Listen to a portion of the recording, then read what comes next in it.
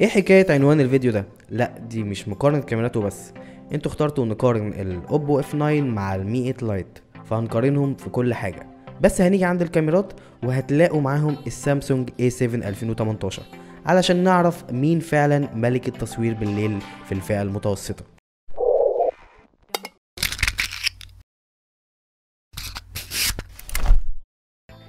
استقريت معاكم في الفيديوهات اللي فاتت ان الازاز بريميوم وشيك، بس احتمالية كسره كبيرة.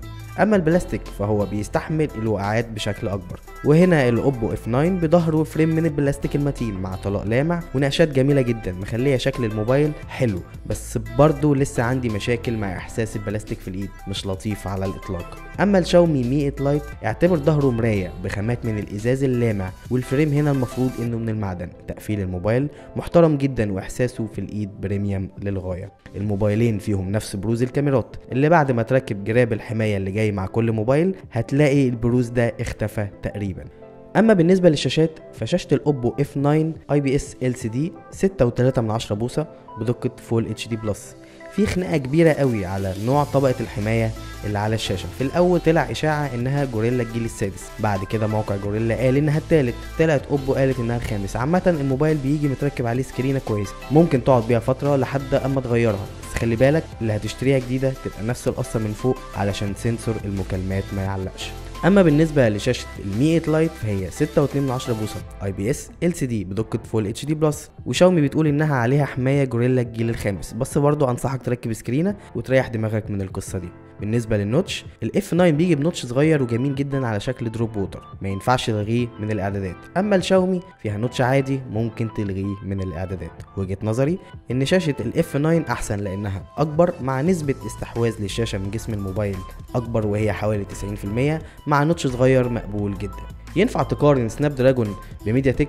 ينفع عادي. الاوبو اف 9 بمعالج ميديا تك بي 60 تكنولوجيا 12 نانو، اما المي 8 لايت بمعالج سناب دراجون 660 تكنولوجيا 14 نانو. جربت اعمل سبيد تيست زي ما انتم شايفين. طبعا واجهه شاومي اخف حاجه بسيطه من واجهه اوبو. الاداء الفعلي في الموبايلين مش فارق كتير عن بعض، بس طبعا المعالج الرسومي اللي في الشاومي الادرينو 512 افضل من الجي 72 اللي في الاوبو اف 9، وده هيخلي اداء الالعاب التقيله زي ببجي افضل شويه في الشاومي. بالنسبه للتحديثات والناس اللي بتسال على استمراريه التحديثات لكل سوفت وير، شاومي هنا افضل وبتبعت دايما تحديثات. اما الاوبو فهي تقريبا من ابطأ الشركات اللي ممكن تعمل تحديث سوفت وير، ده لو عملته اصلا.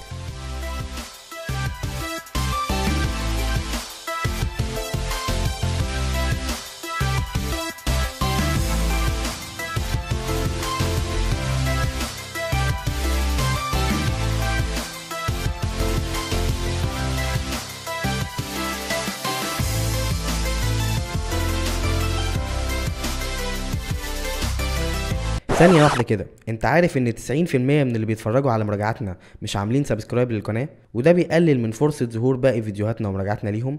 انزل تحت واعمل سبسكرايب وفعل الجرس وخليك دايما متابع الجديد مع موبيزل. نيجي بقى لعناصر الامان.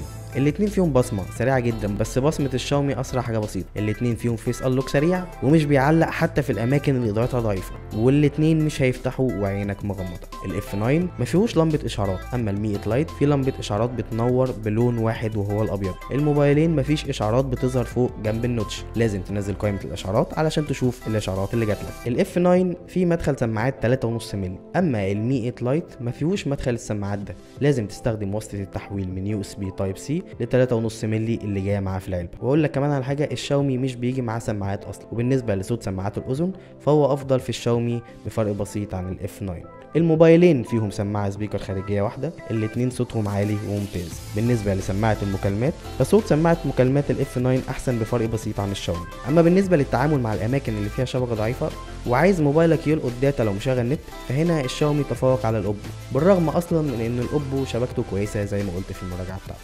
بطاريه الاف 9 3500 ملي امبير، بيجي معاه شاحن روكيت شارجر 5 فولت 4 امبير، شحن سريع بيشحن في ساعة ونص، بالرغم من ان مدخل اليو اس بي مايكرو فيرجن 2. اما الشاومي بطاريته 3350 ملي امبير، بيجي معاه شاحن عادي 5 فولت 2 امبير، ومع ذلك فهو برضه بيشحن في ساعة ونص لان مدخل اليو اس بي هنا تايب سي، وطبعا هيشحن اسرع لو هتشتري له شاحن كويك تشارج 3. يعني الاتنين متعادلين تقريبا في سرعة الشحن. اما بالنسبة لقوة البطارية فمع الاستخدام العادي معالج الاوبو موفر اكتر في استهلاك البطارية من الشاومي، وكمان البطارية بتاعت الاوبو اكبر بفرق بسيط، الناتج ان الاوبو هيستحمل ساعة او نص ساعة زيادة سكرين اون عن الشاومي، والاتنين من وجهة نظري قريبين جدا من بعض وهيكملوا اليوم عادي لو استخدامك متوسط.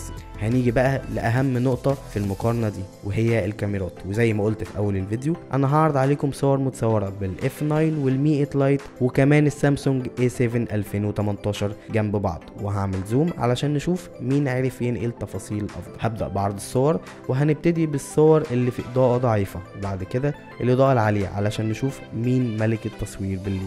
أنا رأيي الشخصي كاميرا المي 8 لايت الخلفية هي الأفضل، وكاميرا الأوبو اف 9 الأمامية هي الأفضل. هسيبكم تركزوا مع باقي الصور.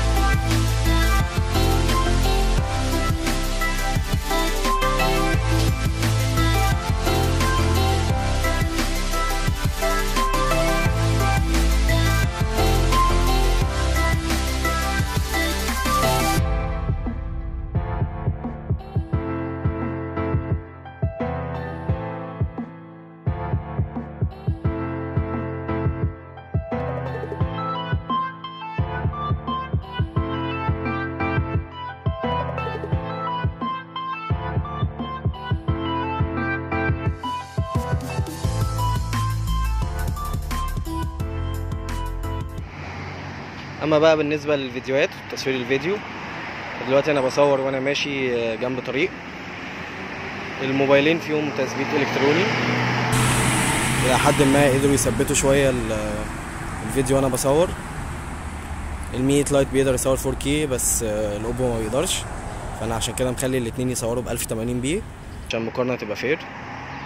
والاتنين فيهم مايك اضافي. في الاستوديو هنشوف مين اللي قدر ينقي الصوت بطريقه احسن شويه.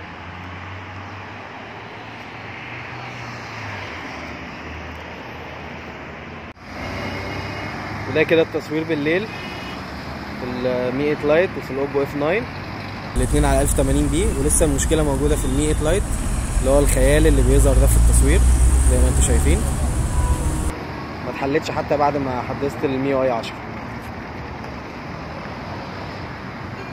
بالنسبه للاسعار الاف 9 بيجي بنسختين، واحده 64 جيجا مع 4 جيجا رام بسعر 5500 جنيه او 350 دولار، والنسخه الثانيه بمساحه برضه 64 جيجا مع 6 جيجا رام وسعرها حوالي 6400 جنيه او 400 دولار، وممكن تركب كارت ميموري وشريحتين مع بعض. اما المي 8 لايت بيجي بنسختين، الاولى 64 جيجا مع 4 جيجا رام بسعر 4666 جنيه او 280 دولار، والنسخه الثانيه 128 جيجا مع 6 جيجا رام بسعر 5444 جنيه او 330 دولار.